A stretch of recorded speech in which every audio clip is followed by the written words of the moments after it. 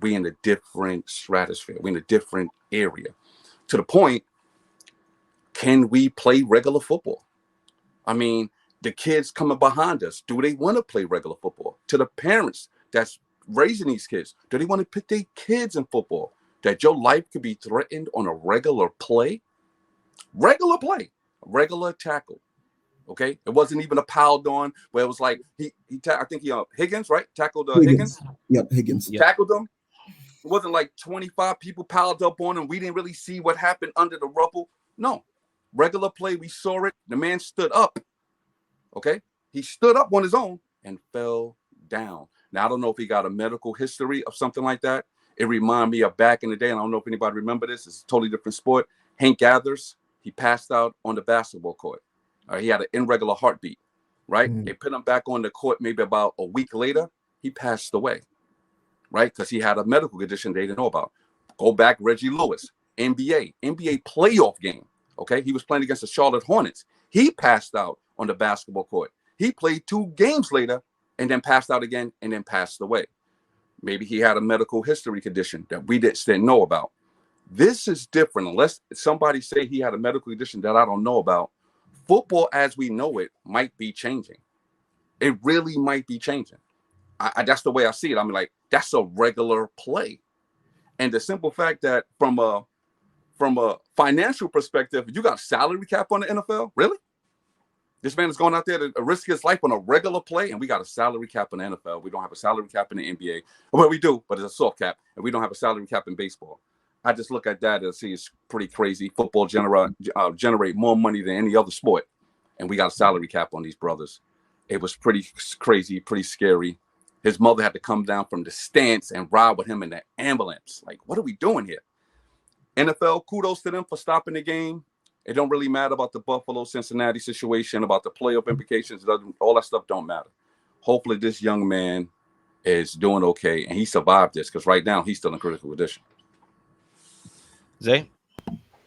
Tua Tagovailoa, Nick Foles, Russell Wilson, Demar Hamlin. I don't know if I said his first name correct, but Demar Hamlin. Mm-hmm. These are the scariest things I've probably seen in sports in my lifetime, watching firsthand. The guys getting massive concussions, guys having freak injuries, but these guys are stifled on the field. They look stiff. It looks like they are passing, and there's millions of people watching this. It is this heart is it's heartbreaking to see a player go through that. His family having to see that in front of thousands of people, having to see their child, their nephew, their uncle, whatever, laying flat on the field after taking 2 steps, looking like he's fine, looking like it was just a regular play, and then collapsing. The fact that ESPN replayed it was daunting. Usually injuries don't get replayed. They don't get a let's see it again. They don't. That's not the things that usually happen. On ESPN, I saw Hamlin fall 3 to 4 times on a replay. I seen even after the ambulance was there, even after everything, the dynamic of things happening, and then on top of that, the NFL saying the game should continue. Let's continue playing. After the news came out that he had to get CPR, he wasn't breathing on his own. I know that sports that we once loved playing as children is a business game when you're an adult. It's all about business, all about making money, making revenue. I just don't understand how inhumane sports can be, especially in these times. Especially when you're seeing multiple star athletes concussed, laying flat on the field, not looking like themselves, having seizures, on the football field. It is just disgusting. As you get older and as you see it, like my inner child watches sports now, and it's disgusting because it's no longer a fun game. These guys are putting their health on the line for a paycheck, and in these situations, you're only seeing how much work, how much devotion they have putting their lives on the line when plays like this, when things in this nature, where, like Freddie said, they didn't look like something out of the ordinary. They didn't look like a tackle that was something that was vicious, or a hit that was vicious. It was something as simple as a routine play that almost took his life away. And, you know, it's just heartbreaking to see something like that on live television. And it's just heartbreaking that the NFL can't sympathize with that. I mean, y'all really laid down the footwork for me to bring us home. You know, saluting my brother, Father God, Fahim, you know, for chiming in. I definitely think it's going to change the dynamic of the season for sure. We still haven't got word, nor do I really care about getting any updates about when this game could potentially be in played. I think that's secondary, and that's in the backseat of the car right now. You know, the thing that I was thinking about, and I try to find any type of positivity in a situation like this to at least calm myself down personally. And while all this was going on, seeing the Bills players, seeing the Bengals players join it together, reunited. I mean, come on, these are competitors right here, you know, playing a very competitive sport. To put that on pause, to come together, and how the fans was able to do the same, it just lets me know that sports is a fraternity. And even as a fan, watching it from the couch and talking in the chat, like Coach mentioned, with myself, Zach, Zay, and Coach, and it's just a fraternity. It's a brotherhood. So anytime you see somebody, I don't care if it's a team that you root against, you feel that. You feel for his family. And that's the good thing about the NFL in a way, because all the stuff that we've been through in the league, social unrest, you know, definitely things that happened over the last couple years, you know, misconducts and everything, it went through it all. For some reason, it brought us together in a way. So I think this is another example of a situation bringing everybody together. And we definitely hope for his well-being. We hope that he's able to pull through. You know, honestly, I hope the Bills win the Super Bowl this year, you know, because they've been through a lot on and now off the football field. I think when you combine that with the situation last night, it makes for the perfect ending for them to win a Super Bowl. But right now, that's not their number one priority, and it shouldn't be.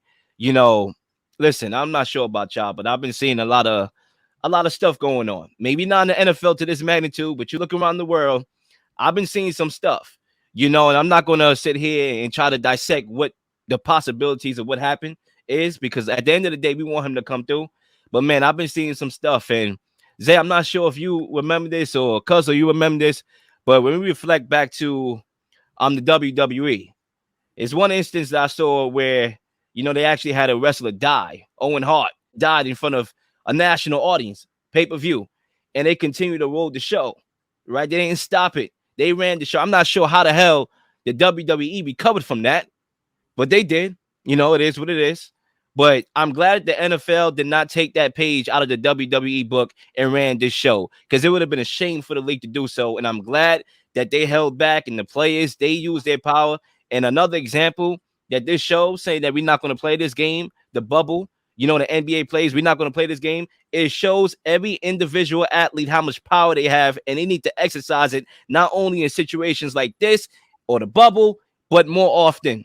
Okay, and that's how I'm gonna leave it. Also too, Lil, you made a great point using the what's his name, the Owen Hart situation.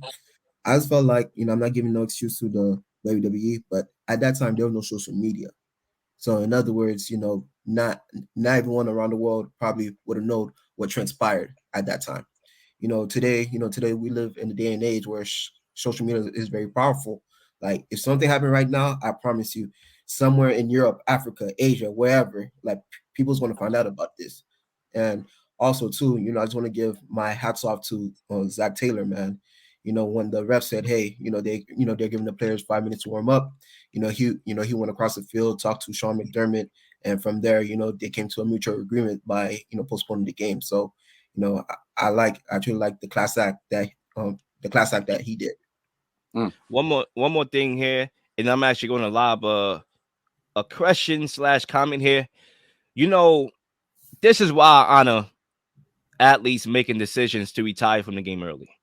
You know, I'm not going to lie. Back then, I kind of felt entitled, right? A selfish thinking of mine, feeling entitled. Like, why did this athlete retire in his prime? For example, Calvin Johnson is one of those guys that at the time I felt robbed.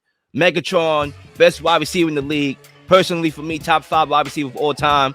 And he retired early, at the age of 32, I believe, in his early 30s. Like, really?